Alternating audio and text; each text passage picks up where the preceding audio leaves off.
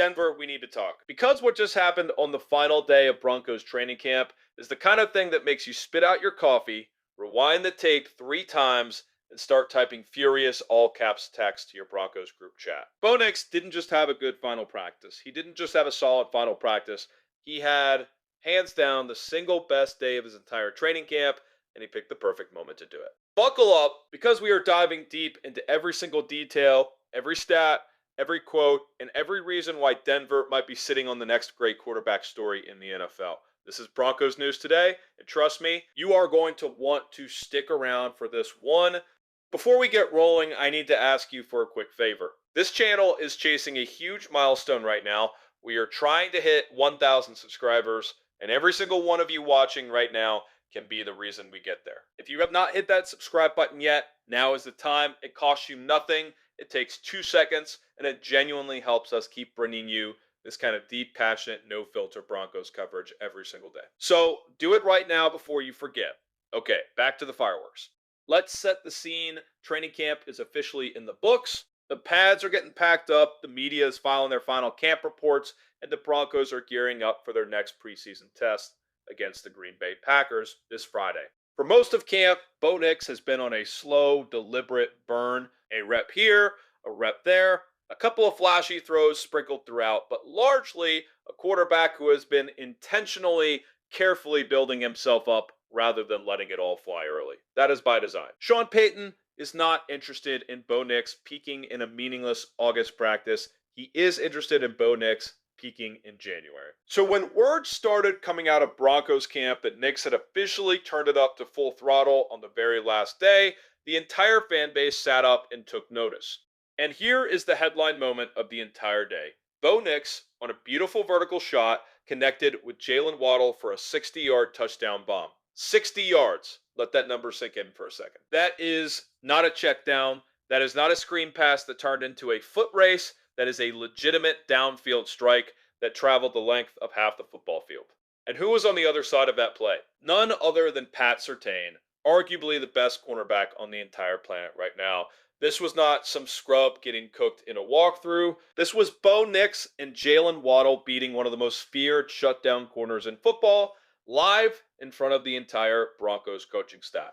Now look, nobody is walking around thinking that Pat Surtain is suddenly a bad cornerback. That man is about as close to a perfect defensive back as this league has seen in years. But here is the thing about perfect. Nobody stays perfect forever. Pat Surtain is human, and on this particular rep, on this particular day, Bo Nix and Jalen Waddle got the better of him.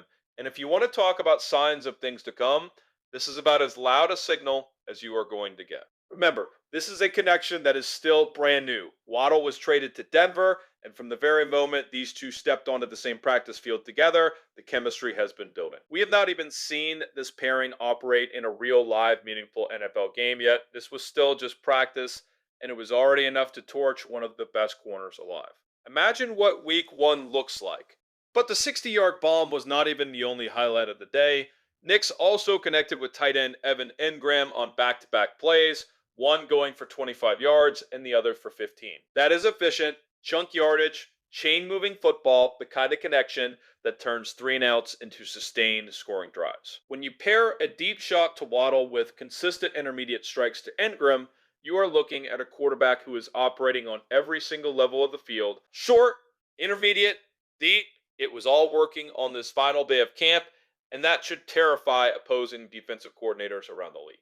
So what exactly are we seeing from Bo Nix heading into year 3? Let's talk about it because there is a lot to unpack. First, and most importantly for Broncos fans who've been holding their breath since the injury scare, Bo's ankle is fully, completely healed. 100%. If you have been nervously refreshing your phone every single day worrying about his health, you can officially exhale. This was never considered a long-term concern by anyone close to this situation, and now the tape is backing that up. He is moving well. He is stepping into throws with total confidence, and there is zero hesitation in his game. Second, that Waddle connection we just talked about, that chemistry has been building since day one of this trade. These two got onto the practice field together and immediately started clicking and it has only continued to grow throughout camp. Third, and maybe most important for the long term trajectory of this offense, Bo Nix is operating with a far greater command of Sean Payton's system than he ever has before. This is a notoriously complex offense full of shifts, motions, checks, and disguises, and by year three, Nix is not just surviving in it, he is thriving in it. He understands it. He is playing fast because he is not thinking, he is just reacting.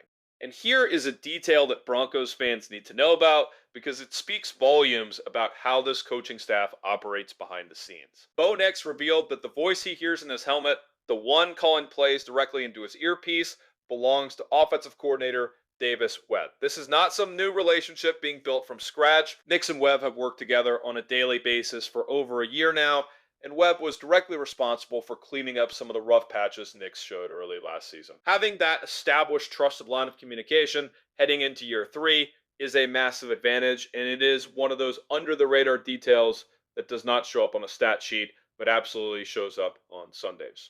Now, here is where things get really interesting and honestly a little emotional. Evan Engram, when asked about Bo Nix today, gave an answer that caught a lot of people off guard. Nobody expected a tight end to start talking about aura, but that is exactly what happened. Engram said, and this is close to a direct quote, that you cannot really put into words the energy that Bo brings, the aura that he has, and what he means to this football team, and that everyone is excited to see number 10 back out there. Take a second and sit with that. This is not some hype man talking. This is a veteran teammate in the middle of training camp, unprompted, describing his own quarterback in almost spiritual terms.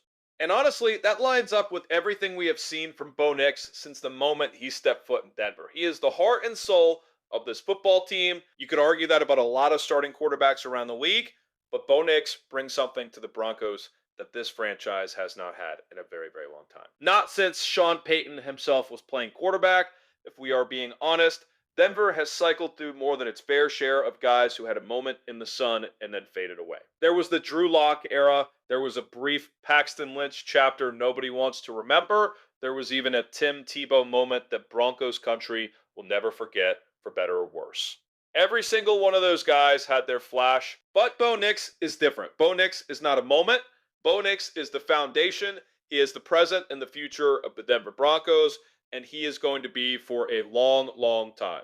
Okay, I promised you numbers, and I am a man of my word. Let's get into the statistical case for why Bo Nix might be about to have a monster year three. Last season, in 2025, Bo Nix posted the lowest sack rate of any quarterback in the league. Now, a lot of people will try to hand that credit entirely to the offensive line, and yes, the Broncos do have a very good group up front, but that is only part of the story. Bo Nix's own ability to avoid pressure, to get the ball out on time, to maneuver inside a collapsing pocket, and to use his legs when things break down is a massively underrated part of his game.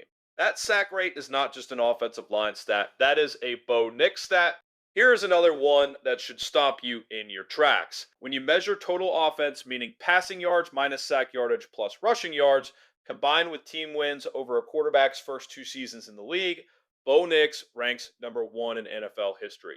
Not top 5, not top 3. Number 1, above Dan Marino, above Andrew Luck, above Russell Wilson, above Dak Prescott, above Lamar Jackson. Let that marinate for a second, because those are some of the most decorated young quarterback starts this league has ever seen.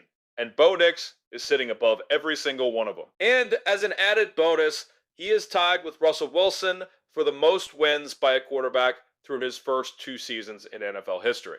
So where does that leave us for year three? Well, his rookie season showed the entire league exactly what he was capable of. Year two showed something different. It showed the mental toughness, the leadership, the ability to put a team on his back and drag them to victory even when the raw numbers were not quite as flashy as his rookie campaign. Now in year three, we get to see what happens when you take that natural talent, combine it with that hard-earned clutch factor, and surround it with an even more dynamic, more explosive supporting cast. That is the recipe sitting in front of Denver right now. Here is the official projection for Bo Nix in 2026, a completion percentage of 66.2%. 4,134 passing yards, which works out to roughly 243 yards per game across a full 17-game season. 35 passing touchdowns against just 7 interceptions. Those are runner up for MVP type numbers. And honestly, that is exactly the call being made here. Runner up for MVP in 2026, the same way Drake May finished as a runner up last season. And look, we already know how this goes. ESPN is going to find some reason to slap an asterisk on it. They are going to say he did not quite deserve it, but someone else had the flashier stat line that the narrative belonged to somebody else. That is fine. Let them talk. Because unlike Drake May, when Bo Nix gets his team to the Super Bowl, he is going to walk away with the trophy. So where do you think Bo Nix finishes in this year's MVP race? Drop your prediction down in the comments below. That is going to be the pinned comment on this video. And let's see how many of you agree that this is the year Bo Nix officially breaks onto the national radar in a way nobody can ignore anymore. Now, before we move on to a couple of defensive standouts who absolutely deserve their flowers today, I want to pause and ask you for one more favor. If you are enjoying this breakdown, if you are as fired up about this Broncos team as I am, please take a second to hit that subscribe button. We are on the road to 1,000 subscribers, and honestly, we are closer than you might think. Every single subscriber gets us one step closer, and it directly fuels our ability to keep bringing you this kind of detailed, passionate coverage every single day of the week. So if you have not subscribed yet, do it right now before you keep watching. All right, let's shift gears to the defensive side of the ball because two names absolutely need to be mentioned here: Jonathan Cooper Robinson and Jonah Ellis. On any other roster in the National Football League, both of these guys would already be starting edge rushers, not rotational pieces, not depth starters. That includes teams like the Houston Texans and the Seattle Seahawks. That is how good these two have looked throughout camp. Let's start with Q Robinson. He has been quietly impressing everyone in the building, coaches and teammates alike. And this looks like a player who is about to take a massive leap in year 2. Go back and look at his tape against the Falcons. 28 total snaps, only 2 pressures on the surface, but those 2 pressures resulted in 2 quarterback hits and an eye-popping PFF grade of 87.3.